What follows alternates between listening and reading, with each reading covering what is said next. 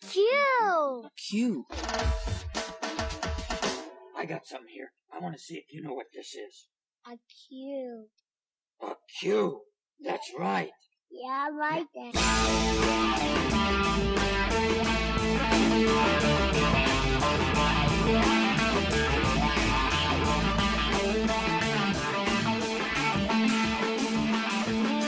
Hello and welcome from deep inside Jolly Roger Studio. This is the Q Filmcast. And whether you're listening online, worldwide, or perhaps nationwide on one of our affiliate stations, thanks as always for tuning in. If it's your first time with us, let me tell you what we do, in case you don't know.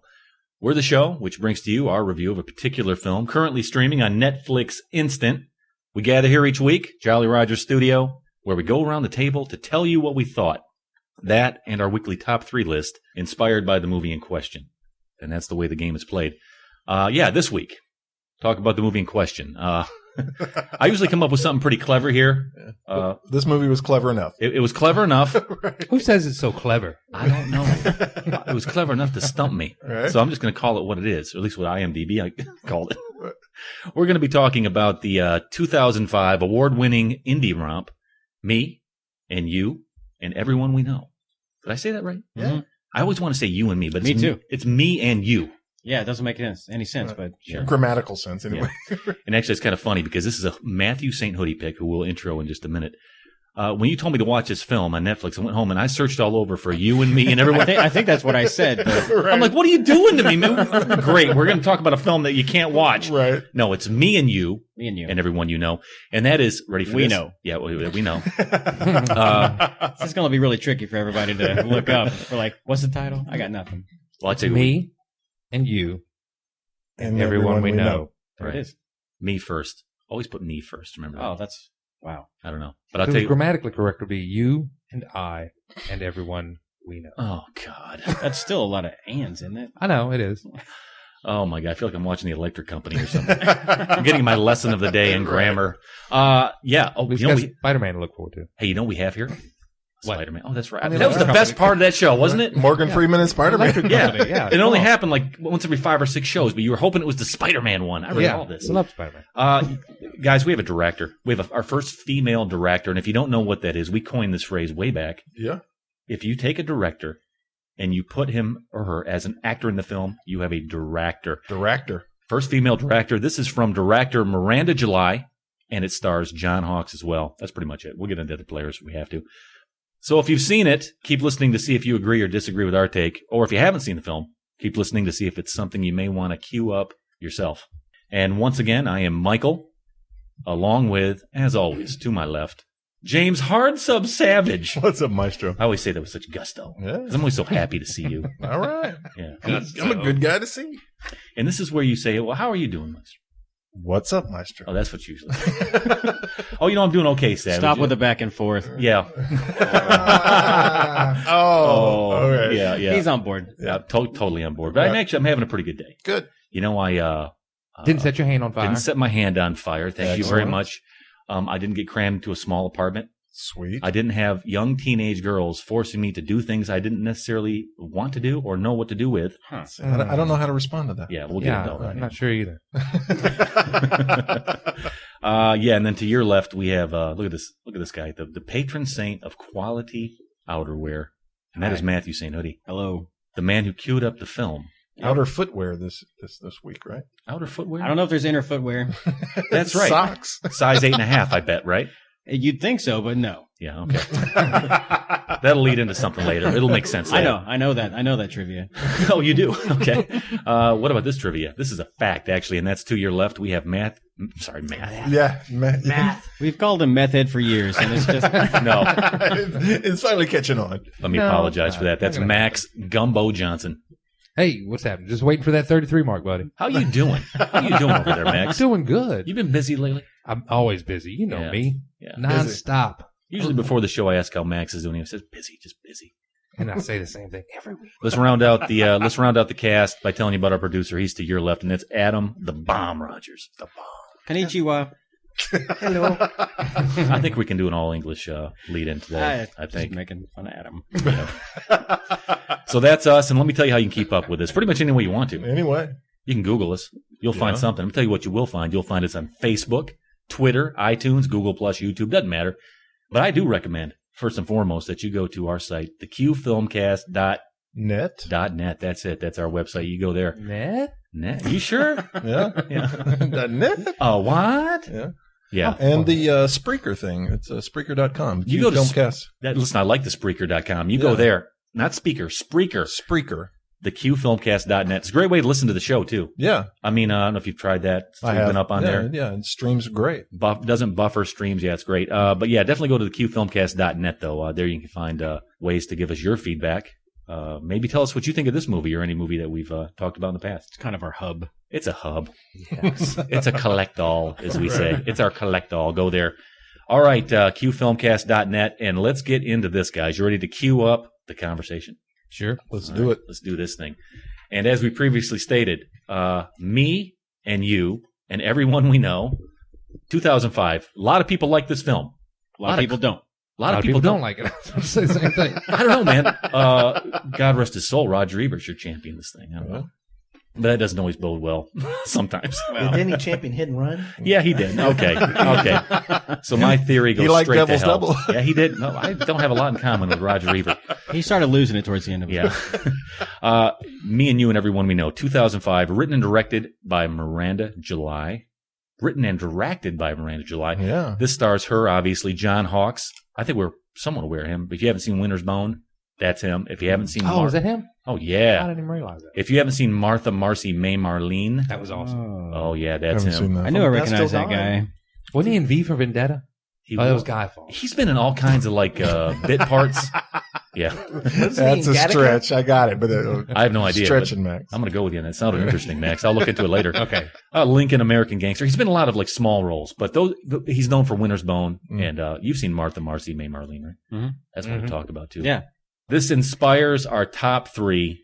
We'll get to that at the end of the show, as they all do. They inspire something, and this week's no different. This inspires our top three. What, Hoodie? Awkward relationships. Kind of like what we have between you and I. Absolutely, every bit of it.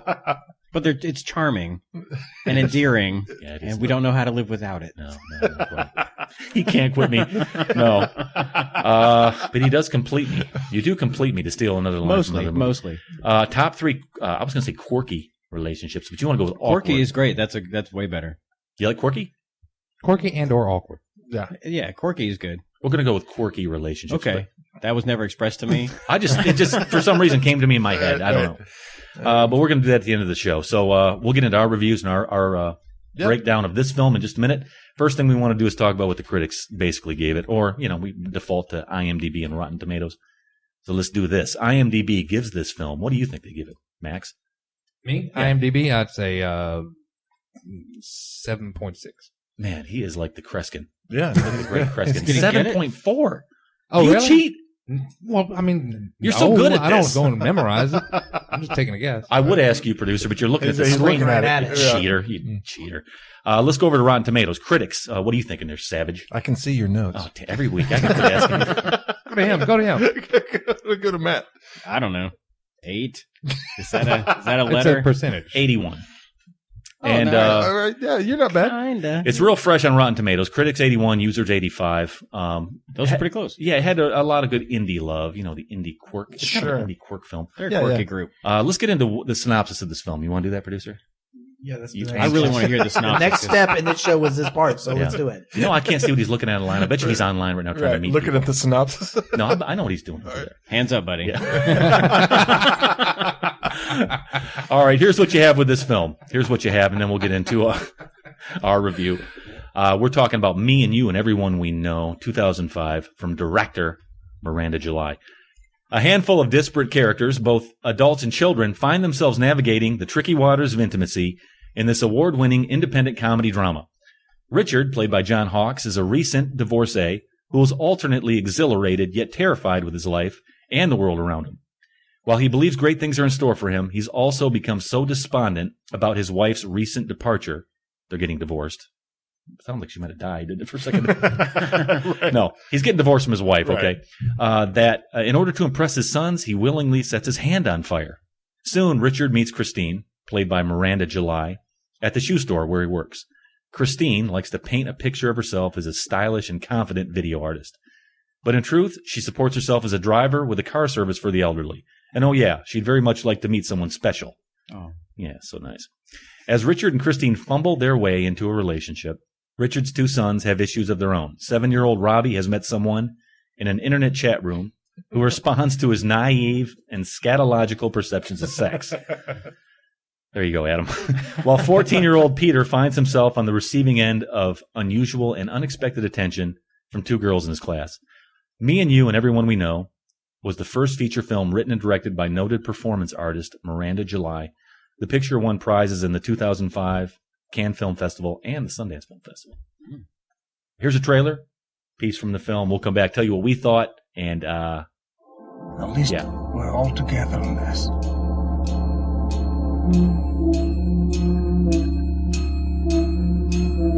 So those are comfortable?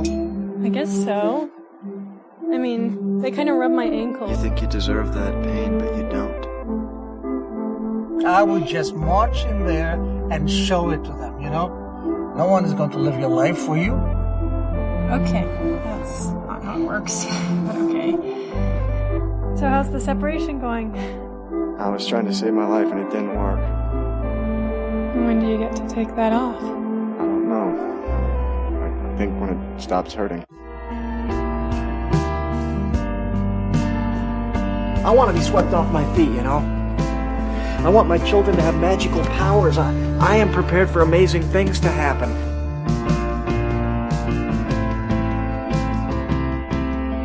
Okay, so there you go. There's a trailer, a piece from the film we're talking about. 2005's Me and You and Everyone We Know.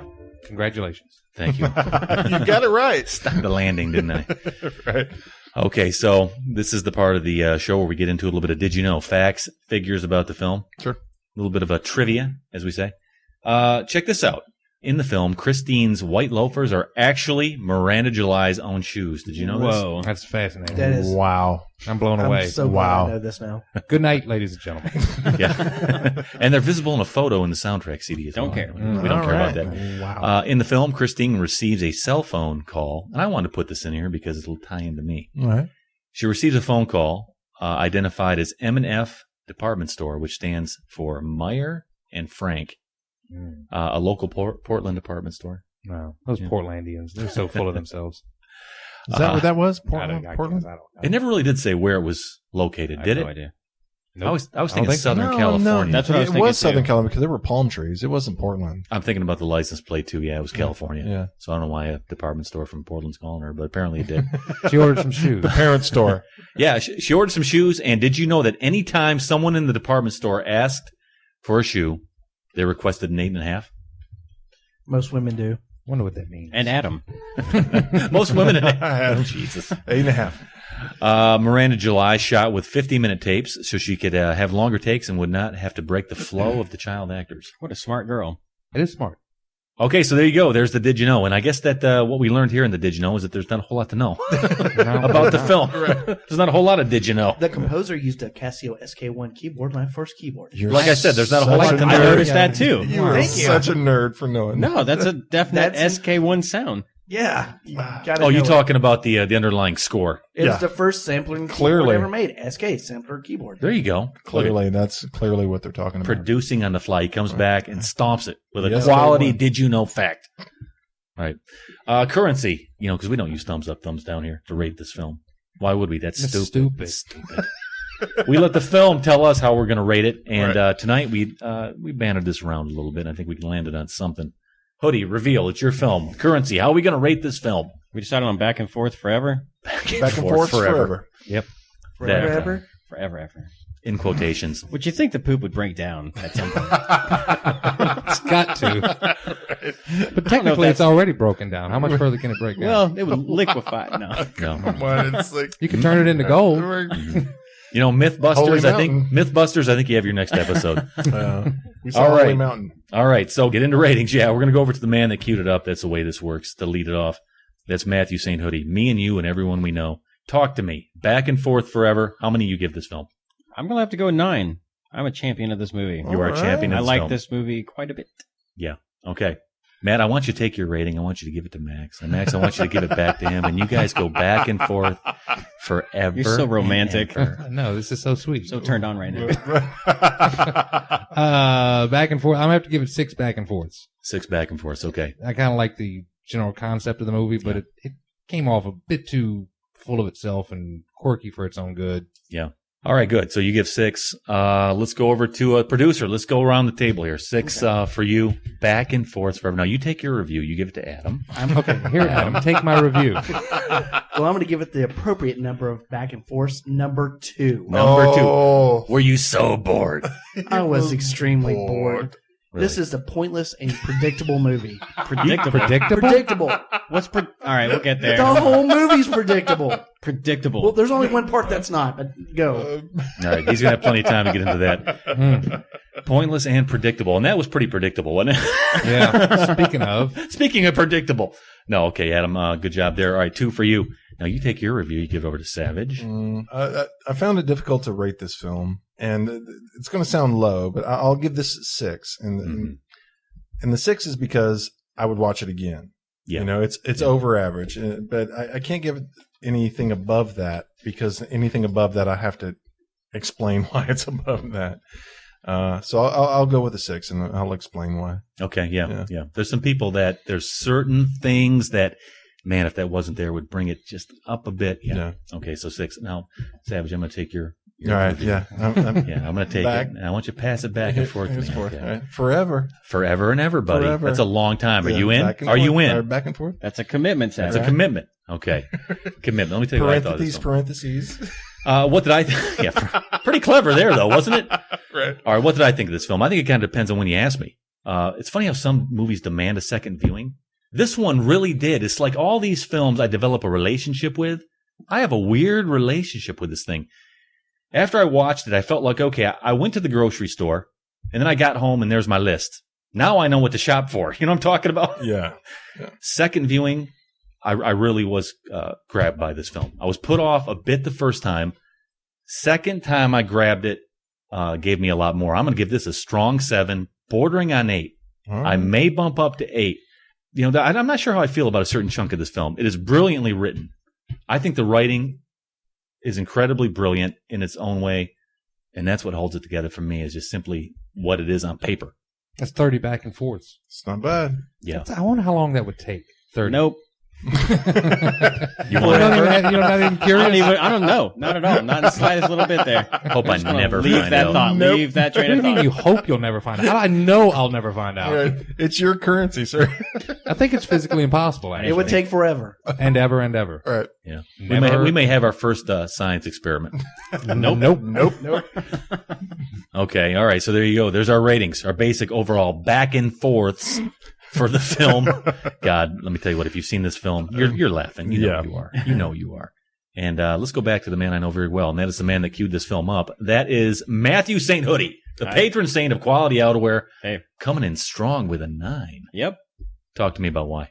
To be honest with you, I'm a little surprised. I didn't think everybody would go high, but I kind of came into this thinking that this is a love it or hate it kind of movie. So I was expecting either 2s or 8s or 9s, but I was not expecting the 6s and 7s that seem to be the majority here. I think that's really interesting. We'll go with interesting. You were ready to be make a stand. You were going to make a stand here. No. I did come in to defend the movie, but where Max is sitting saying that it was pretentious and loved itself too much, I cannot defend against that. It absolutely does. Yes. It is a very pretentious movie, and it's very self-important. I get that, but I think that Miranda July really rides that line between pretentious and just completely sentimental, and I love her more for it. I don't know how. I mean, you got to give her a point just for being able to do that. Yeah. So anytime it started getting a little pretentious, she would pull off the scene with sentimentality that just brought it home, and I was just completely impressed. I teared up a lot during this movie. Yeah. And it's really a weird story. I mean, the story is strange, but how it's shot is very strange because it's a string of really nice moments, basically, that kind of just get looped together and to make a cohesive story. And I thought that was, I mean, just imagine how hard that would be to do. I told you the writing's what got it for me, man. You talk about cohesive. That is tough to put this thing together the way it was. So, yeah, you got to give her a point for that. And I love Miranda July. She's one of the only people I follow on Twitter. Wait, can I follow ask you a like question? 5 people. I've heard the name. I know nothing about her. Yeah. I looked into her a little bit. Couldn't find a whole lot, to be quite honest. Okay. I know she's a performance artist. I know she has a cultish following almost. People love this woman. But what is it that you like about her? I found out about Miranda July with this movie, having seen it, more than a couple of years ago. And since then, since really having liked the movie, I saw The Future, didn't really like The Future that much. Okay. And she's got a book out that's interesting. Haven't read the whole thing, but it's kind of like this movie. It's just set up in a bunch of short stories, and they're interesting, and you kind of take them. Everything is exactly the same. It's pretentious with just a slice of sentimentality. It just kind of fits somehow. It's very Miranda July. Sometimes pretentious can be done right. I don't know how. You say pretentious, and it's a dirty word. It's a bad word. Well, it is. It is. Yeah. But when you temper it, like you say, like you're making the case with when you temper it with sentimentality, on its surface, sentimentality is a bad word.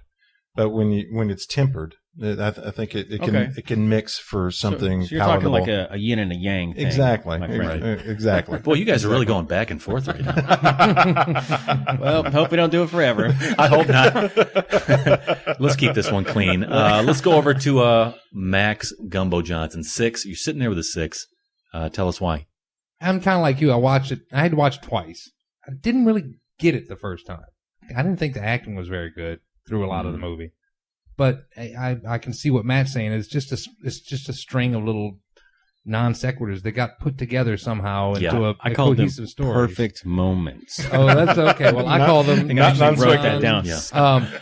But I hate to fall into that trap if there were no likable characters, because I didn't hate anybody, but I didn't really like anybody You had to love either. the kid, though. Yeah. The little kid was the best part of the movie. That kid was fantastic, man. I wanted to adopt right then and there. I turned into Angelina Jolie the minute this film ended.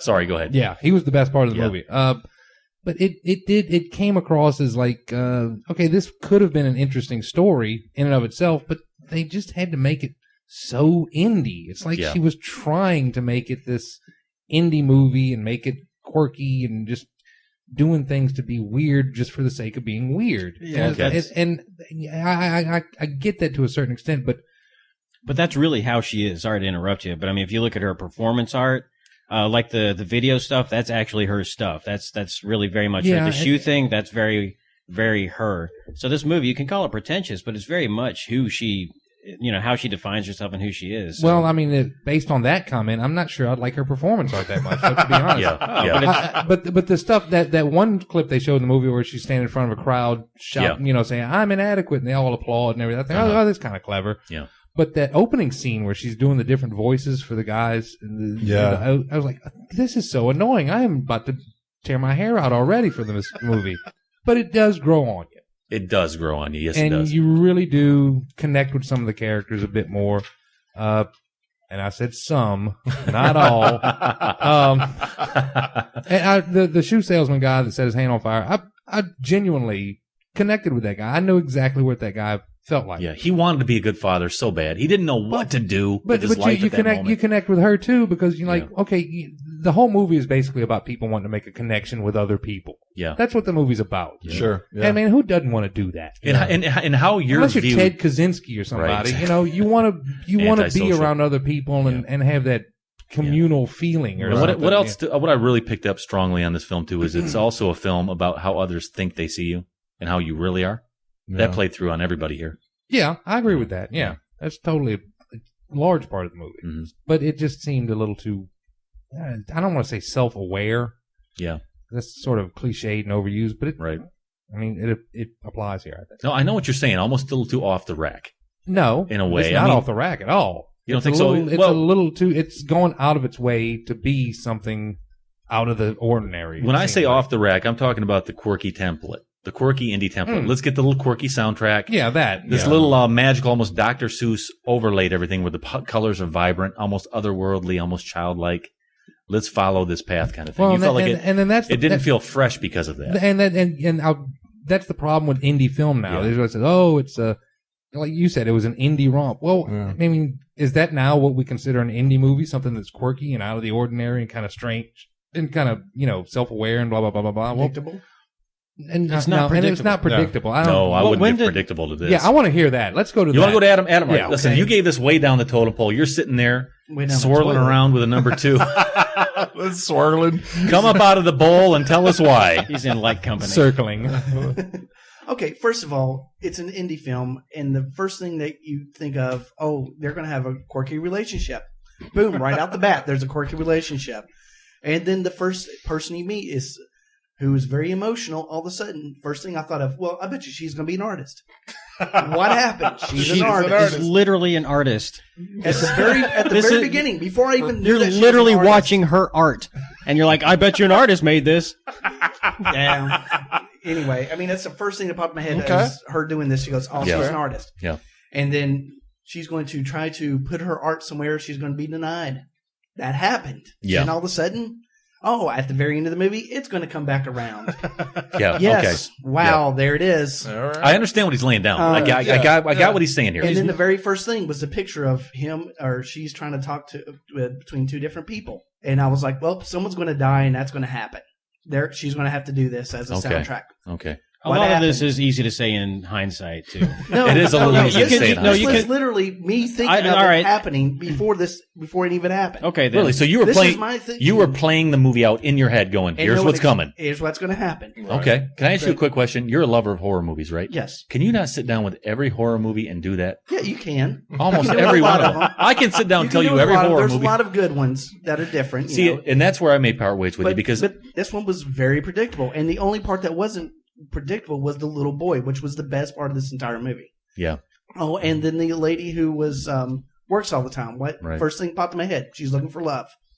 Guess Everybody. the lady that works all the time. what? The woman who runs the Art Institute. Okay. Oh, yeah. She was into all kinds of things. Yeah, Yeah. bro. Hey, And listen. y'all- and that's my view. So y'all can run with it Number from there. two. I only have You know one what? other thing Number to say two. about this whole entire movie. His brow is parsed. His lips are pursed. Pursed. He's intense. He's Yeah. defending his ground. Yeah. He's And I also appro- describing stuff that's in like every movie. If I see Every a protagonist indie movie. in every movie, if I have a good guy and a bad guy, I'm like, they're probably gonna fight. Right. I think he defended his ground. We're going to give him a little bit more space here in a little bit to get into some of the scenes. Yeah. You're going to tell me a scene that you liked. You're going to tell me a scene that you really did not like. He did a good job there. Yeah, he did. I don't part ways with you on anything you said as far as the way it made you feel. I can understand how people can feel that way. Savage, what are you sitting at a 7? 6, 7. Yeah, I may go up, may go down. Yeah, God, I want you. 6. Yeah, I just want you to take it and back and forth between you and me, buddy. Come the on. thing let's go. is, I guess I have the indie bias as well. When it starts with the doe-eyed, damaged protagonist, Sure. I'm like, man, really? Okay. I mean, is this what you're giving me? You're giving me the wide-eyed, doe-eyed, like, why am I being hurt here? And we don't get one, but we get two. We get her and him.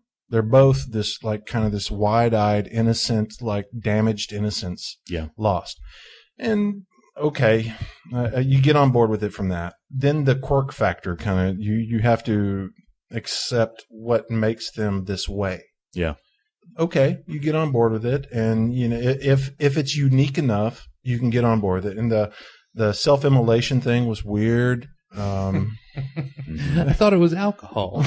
But he explains it later. I thought that was great. I He thought that has a was good point. With yeah, why no, he and explains it later. it's just weird, and I think it's symbolically it sets a tone for that when the damage is done later in the film that he's ready for contact again. Yeah. You know, it's there's some symbolism in there, and toward the end of the film when I was watching it, I started picking up on a lot of that.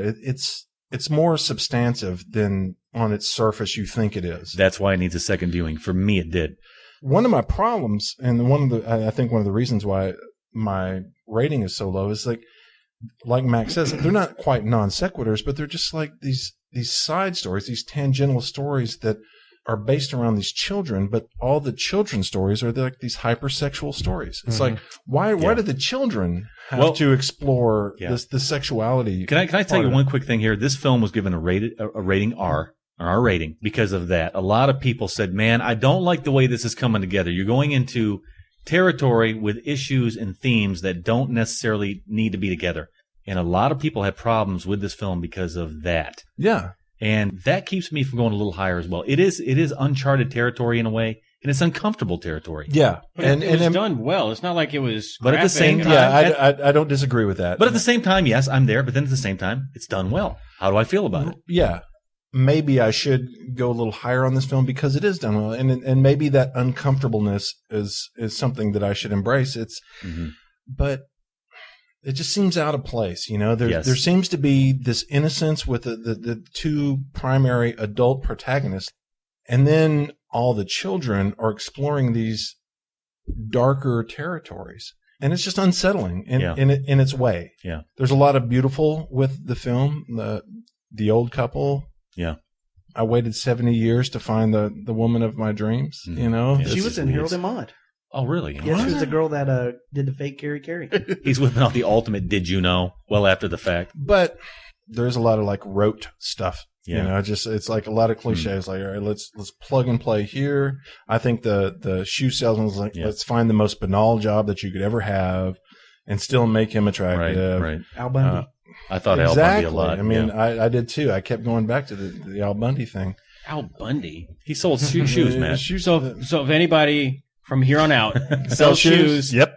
See, I don't have a problem with that. I love to think about Al Bundy. No, so I was fine. I never even thought of this movie as cliche in any pretentious. I'll say yes. Yeah. All right, sentimental, yes. Cliche, no. Yeah. And by the way, we're talking about the 2005 film, Me and You and Everyone We Know. In case you don't know. Now, that was completely different. The elder cab and her particular type of performance art. Some of it didn't seem to go together. It's like, so you're watching these little vignettes. Okay, you can appreciate the vignette for what it is because you understand how they're structured Can I ask you a themselves. question? Have you seen this film one time? Yes. Watch it a second time. I am completely with you on the first time. What is this? What? These are all vignettes. Do they really string together? And my analogy about getting back from the grocery store and then I find my list. Right. I grabbed my list. I went back to the grocery store, watched it again. Now I know what to look for. I'm not distracted about what is this. Now I know what to get into. I don't know that tracks, man. You shouldn't. It does track for me. You shouldn't have to. You should try watching it 12 times. It's even better. Okay. You did go fiction. You know what? You shouldn't have to do that, though. You shouldn't have to say now that I know what's going on. I don't know, Savage. Let me tell you Honestly, something. no, we say that about a lot of movies that come through here. Like, on first viewing I didn't like it, but second viewing I was actually starting to connect some dots, and that started making sense. Yeah, and this is the film that kind of brought me on board. Either way, 12 times. You went back and forth to this film a lot, didn't you? I've seen this movie since 2005. Loved it since then, and I watch it all the time. I may watch it again. I have a feeling I'm going to like it more and more because here's my thing. I'm on board with you the first time, okay? But, at the same time, this is the film that also made me think that, maybe you don't have to get it on the first time. I mean, they didn't make this film in a day. Why should I watch it in a day and get it? I mean, once I understood... that's crap, man. Well, don't throw that at me. Don't say, because I didn't get it the first time. No, listen. He's not saying that. All he's saying is give it a second run. I'm just saying that a lot of films like Apocalypse Now, you mentioned one time, you need to see it a second time. Upstream Color. Gotta have a second time. Here's what I'm saying. Maybe it's right or wrong. Maybe I should get it on the first time, but I didn't. Second time, I did. Maybe that's to the film's credit or fault. Discredit. Or discredit. But either way, once I knew what to look for, I wasn't distracted by what is this. I'm like, okay, let's see how these details appear now, because there's a big reveal at the end of the film.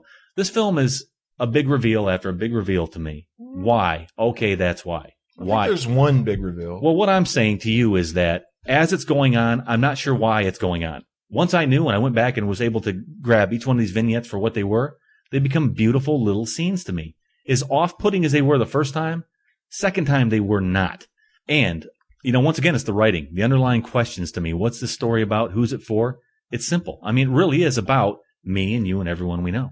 That's really what it is. It's about intimacy. It's about vulnerability and how we never outgrow that. Once I knew that was the theme, these vignettes came alive. And that's why this film really took me in. The fact that the same looming part of life is thread through all these characters. Complete in a sense. The boy we keep talking about. Yeah. I mean, this kid, was he 4, 5, 6 years old, right? Cutest thing ever. Whatever. But this, cutest thing ever, right? I wanted to adopt. But at his age, the only thing you know about sexuality and intimacy is poop. That's your only reference point. That's a fact. And then sometimes you never outgrow that, right, Adam? And then you go into preteen. But my point is that it threads through the entire experience of life. And that's what I like about these films. When the theme is all encompassing. Preteen. All you want to do is grow up, be able to look out the window in the door. Then you go into teenager, where everything's narcissistic. How do you feel about me? Right. I want to know how you feel about me. Then in adult life, where all you want to know is how can I hold on to what I have?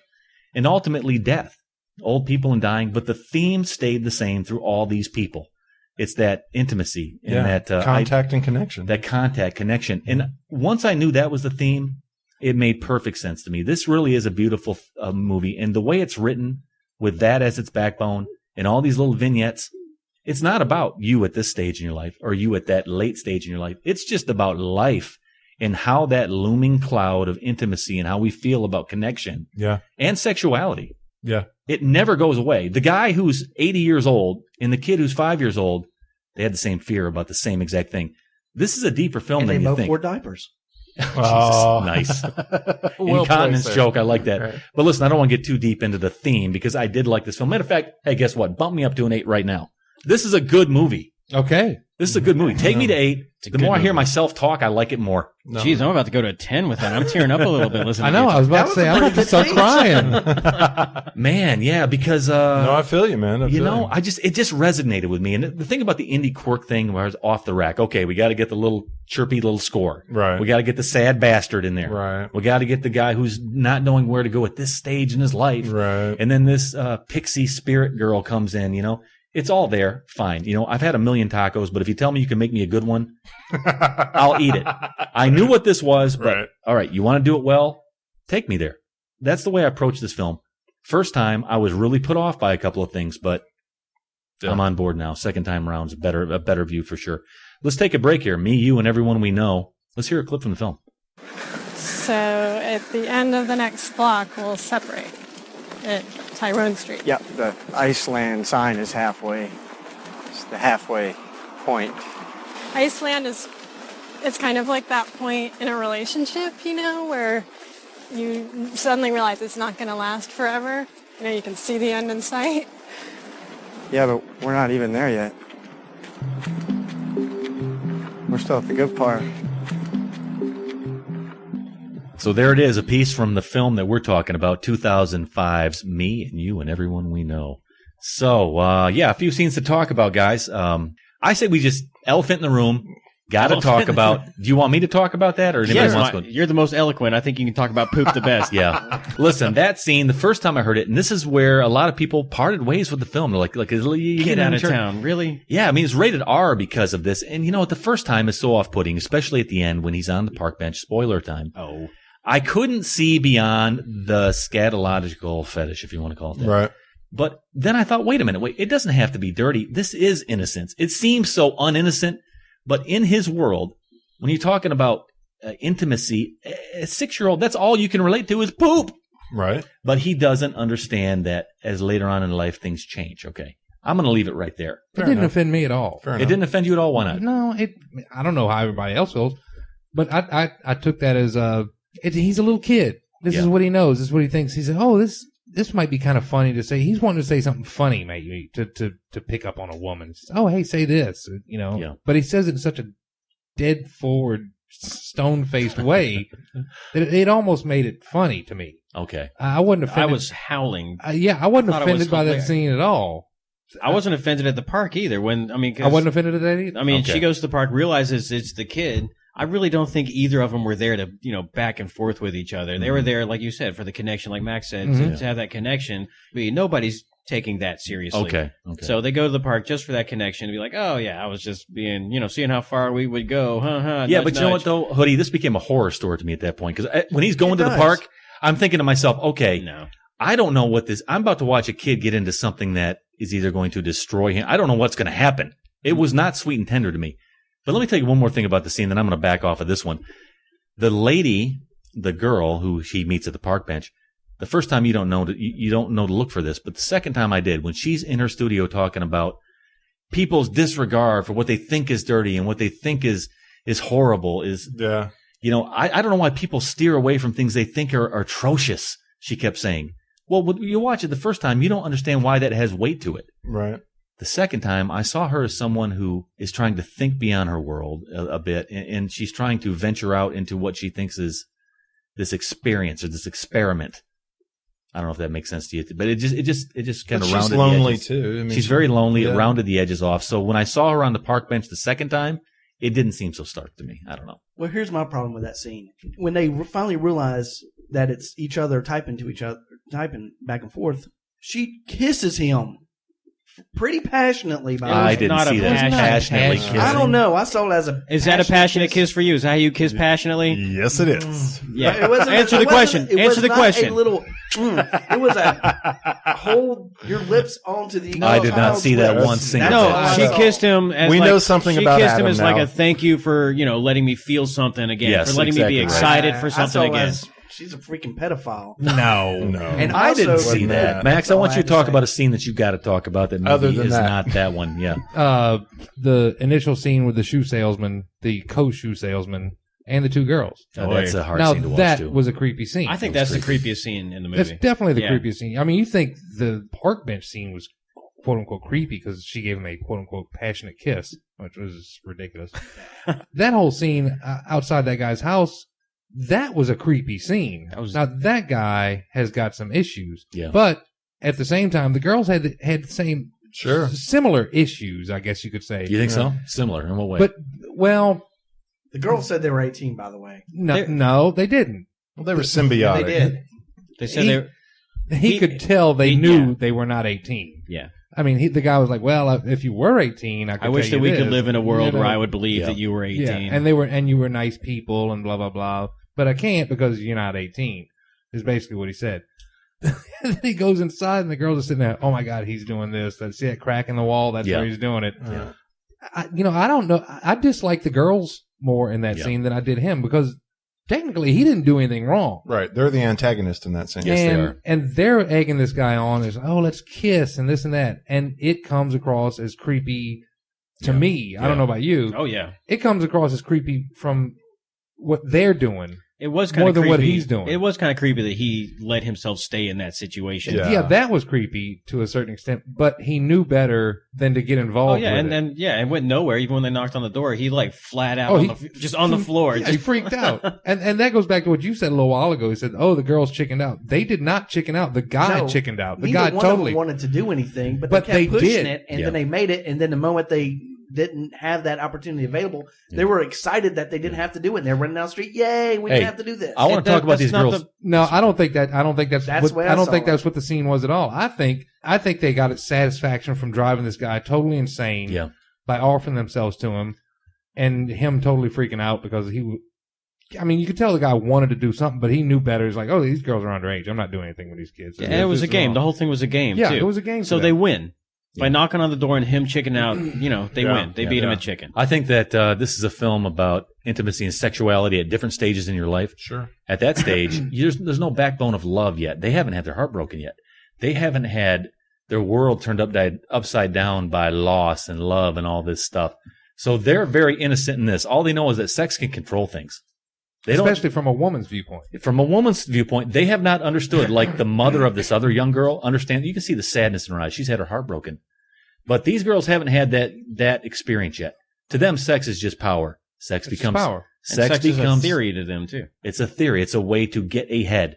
They were even trying to compete with each other. Right. Which is another creepy scene. Wow. But later on in life, I got thinking, I'm not even going to say anything. sex means something else completely to a girl later on in life once she understands that you can't control a man with that completely.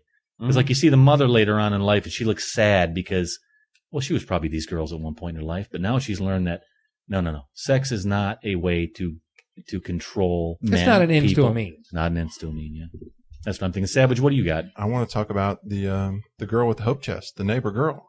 I'm glad somebody is. With, She with the needs hope her chest. due. It's this film kind of touches with the themes of intimacy confused with sexuality. Yes, that's it. And I think it tries to differentiate those things. It's like you can, especially at a younger age, confuse sexuality with intimacy. Whereas the neighbor girl, she understood intimacy intrinsically. And maybe that was because she was from a single mother household, but she had her hope chest and she had her life planned with the trappings of domestication, that these are the things that will build a life for my husband and my daughter. Yeah. Not a son, but a daughter. Right. She's living vicariously through her dream. Exactly. So, I mean, and that was illustrated when they were laying on the floor and he's like, what would you say to your daughter? And she was talking everything that she ever wanted to hear from her mother and hasn't heard.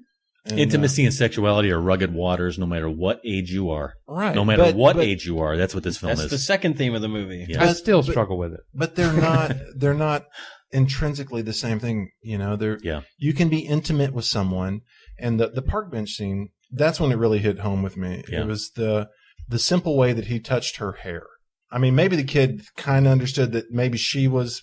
Well, she wasn't sure either, but she looked at him finally and got it. I don't think so. If you look at her face the second time, she's they like, definitely knew they were there to meet each other. I think they were absolutely there because he sat on the bench and just stared at her. He was there. I think I think this is my understanding of it. I think his innocent tenderness was enough to push her away from this back and forth meeting that she may have had. No, you're wrong. okay. They both knew they were the ones. I mean, there was a moment of realization on her face. She looked at that kid like, "Oh my god, this is the person I'm supposed to be meeting." Then explain the kiss. Then, but that kiss was like, okay, you know what, kid? One day you're going to be here. You're going to be my age, maybe. And this kiss is a kiss of good luck because this innocence that you have is going to fade away one day, and you're going to be on this side of the park bench. And I wish you well. I don't wish you harm. If I'd have been on that bench, I'd have given that little dude a kiss too. Yeah, he's just the cutest little fellow. I'd have made him explain the He's wheels. got some chair over he's just got a some little big bit. old doe eyes. I got a question for anybody who can answer it. Yeah, and by the way, we're talking about the 2005 film Me and You and Everyone We Know, in case you don't. Good job. What was the deal with the artist? The artist with the stealing stuff and calling it art? Yeah. Honestly, I feel like that was kind of a poke at the art world from Miranda July, who's very much a part of that world. Yeah. Basically calling art. Calling BS on the art. Exactly. It just seemed like it was like this one-off scine. I thought that would go somewhere. Yeah, but that did go somewhere with me because you remember back when a reveal, like in his show didn't get put on. Well, let me tell you what it did reveal. It revealed to me that this woman's had enough of people giving her a line of crap. She wants something real. When she sees Miranda July's tape, that gave weight to the fact that, okay, this is why she needs to pick up the phone and say macaroni. Because she wants to believe there's someone out there who's not ripping everybody off. When that scene happened with her and the artist, I could sense that this is not the first time she's had to experience this. Come on. Quit trying to fool me. Who is genuine out there? So when you see Miranda July's tape, she finally finds someone that is genuine. Okay. Without that scene of that artist, her calling and saying macaroni doesn't mean as much. Okay. Why don't we end it with the end? Let's talk about the end. The coin? I love that. I thought that was beautiful, man. And I don't know. I still don't know what it means. All it means to me is that a kid is seeing the world in a very innocent way. Well, his mom earlier in the movie said that when the lights turn on, it makes this sound. Yeah. And that's what that is. That's how she explained it. Very matter of fact. Mm-hmm. And he took that as the explanation. And then he goes out on his own, decides he's going to explore the world for himself, finds out that's not the thing. And I was cheesy and wrote down, things aren't always what they seem. Sometimes they're better. Oh. And a tear rolls down. But it really was. That was nice. So he comes out, there's a guy. Yeah. It was just such a nice scene. The shores of innocence. And let me tell you why you need to see this film a second time.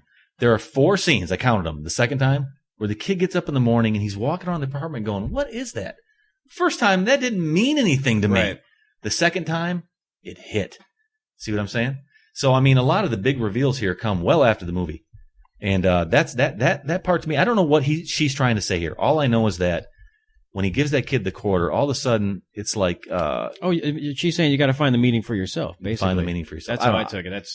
And you know, that goes back to some of this pretentiousness too. Maybe it's just pretentious, but still I loved it. It is, yeah. This saying you need to watch your kid. Wind up being kidnapped eventually. Right. You got to watch your kid. Off too much. He does wander around a bit. Yeah, so that's our breakdown as best we could do of the delightful film. I'm going to call it that. You can part ways with me if you want to. 2005, Me and You and Everyone We Know. And everybody's going up a point? I went up a point. I'll go up. Yeah, I just went up a point. I went up 30. I'll go up a point too. He said go 10. Are you ready? Adam? Yep. You know what? I want to go up on a point, but the reason why is because of Michael's speech. Oh, thank you. Did you go up a point? I inspired. Yeah. So we went up 5. I like that. Went up. So we're at 34 now. 34. That feels right. It's on Netflix streaming right now. If you want to get into it, you want to check it out, give it a shot. Hold on to your innocence. It's there for you. Yeah, as they all do, this film inspired a top 3. Top 3 quirky relationships based on this film. Let's go over to a Matthew St. Hoodie. This list, number 3, what's yours? Edward Scissorhands.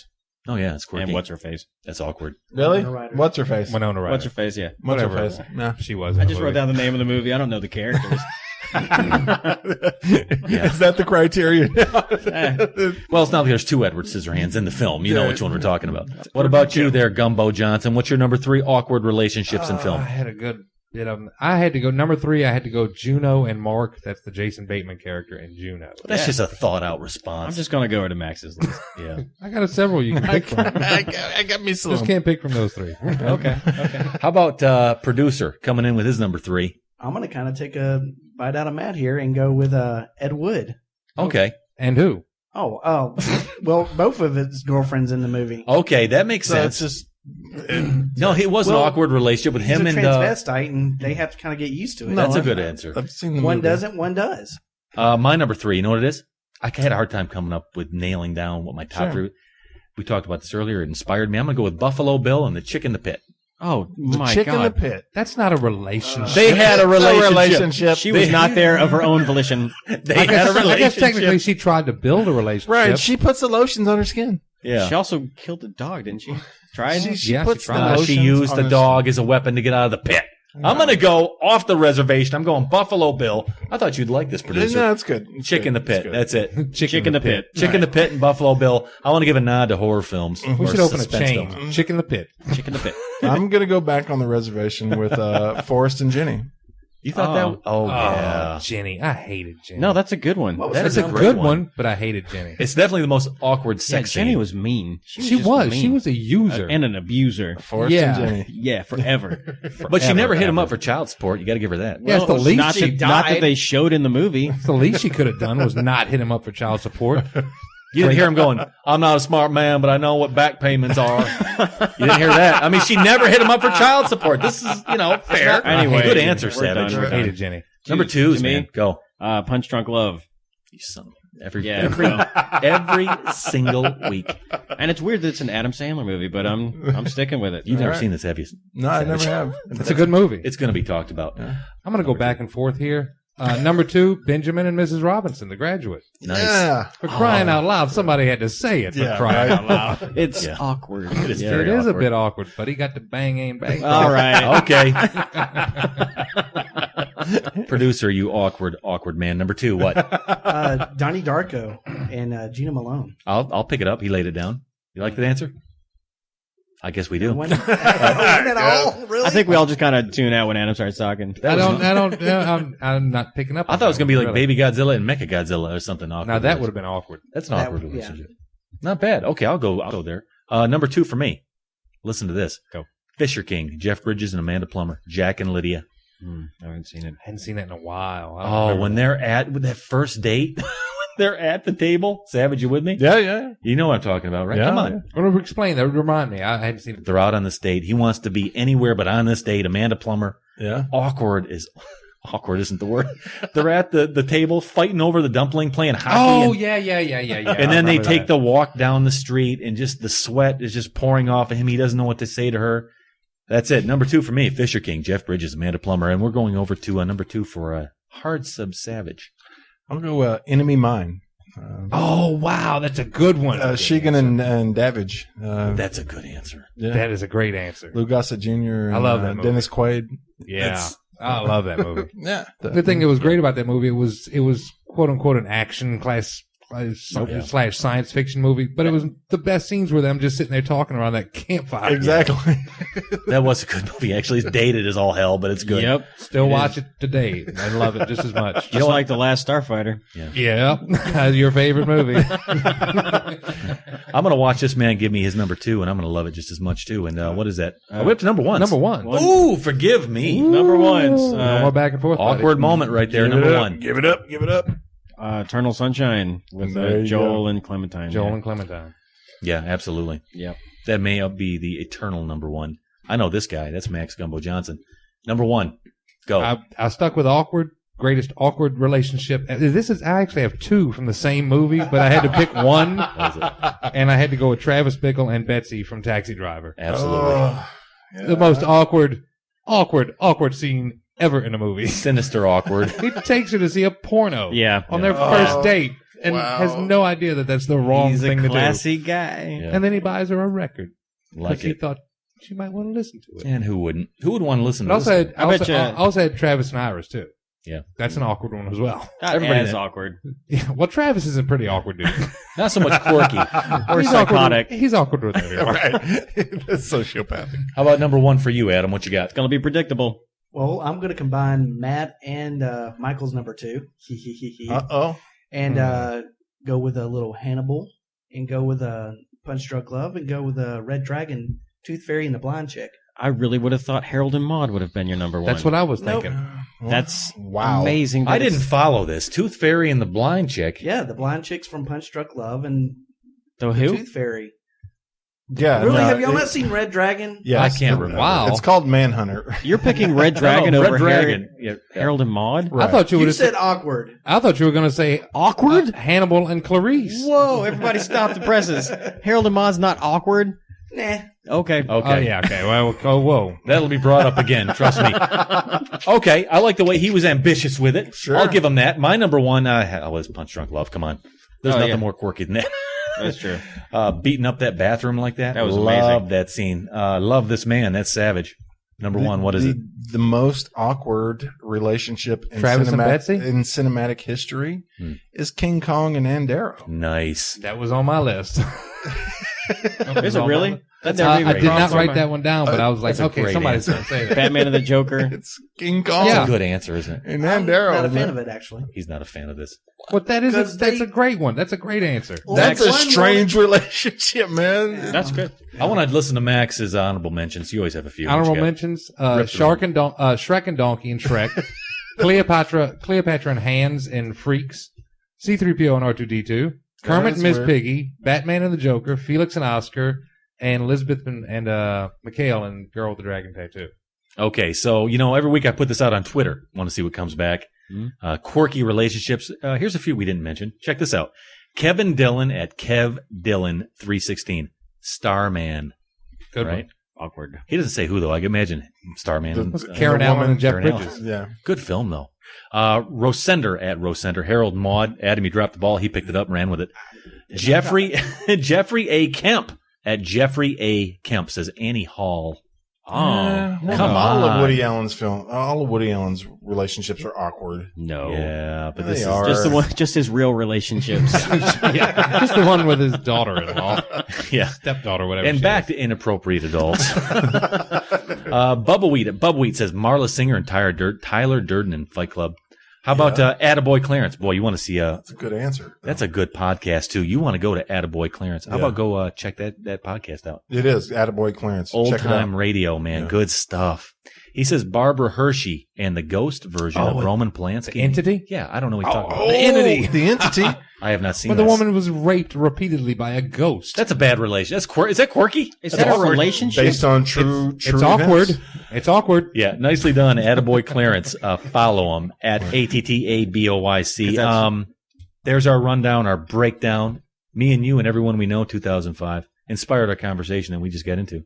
Let's get into next week's show. And by the way, we're getting into our Family plan. family plan, That's right. friends and family, friends and family. Matt don't like that. He didn't like it very much. We're going to turn the queue over to our friends and family for a round. Yeah. We're going to let the people we know I'm okay with that. queue up a film. I just don't like calling it a framery. That's beautiful, Framery? man. That's family. family plan. That is Get so used to the offensive to modern our age. Asian listeners. Let me tell you something. You take friends and family, you get family. We're ripping it off, family plan. So that brings us to start out the family round. We're going to our producer, Adam. I think you said Daddy Rogers is going to queue up the next film, Yeah, right? he's the guy that got me into movies. So Let's do it. What are we going to watch next week? He wants us to watch Fantastic Voyage, Yeah, what year did this movie come out? 1966. 66. With a stunning Raquel Welch. So looking forward to that. That's next week. A Fantastic Voyage. Come along. Slide, slippity slide. Yeah. Thanks, producer. And thank you for Mr. Dan Rogers. I know who he is. Good selection. Fantastic Voyage. Next week, we'll get into that. And we'll queue up another top 3, too. We don't know what it is. We'll reveal it then. Top hottest Fantastic. chicks that ever visited your colon. I'm taking off my headphones. But the list is so long, Max. I know. It is for me. All right, that's next week. Thanks for hanging in with the Q this week. And once again, go to our website, qfilmcast.net. Tell us what you think of this show or any show we reviewed. We'll be back next week with Fantastic Voyage. See you then. Thanks.